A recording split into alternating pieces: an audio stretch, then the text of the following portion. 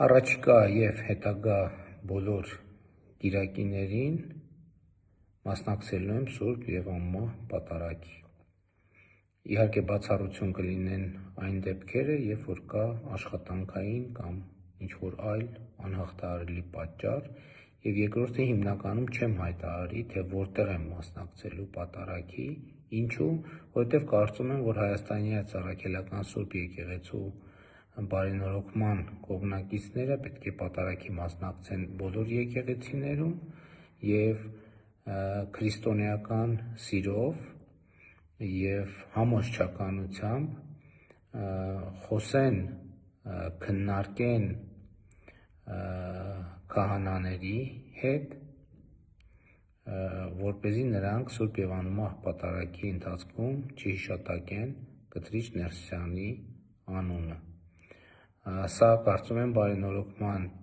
օրակարգի կողմնակիցների առաջիկա ամենակարևոր անելիքը պետք է լինի, կրկին ընդգծում եմ, քրիստոնեական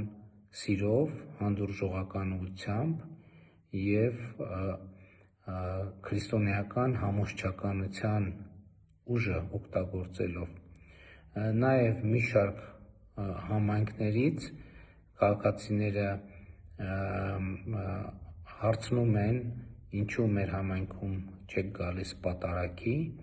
Ես կգամ բոլոր համայնքներում պատարագի, միայն խնդրում եմ նախապես քննարկել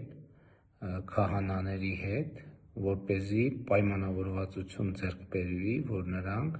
Սուրբ և անմահ պատարագի ընթացքում չեն հիշատակելու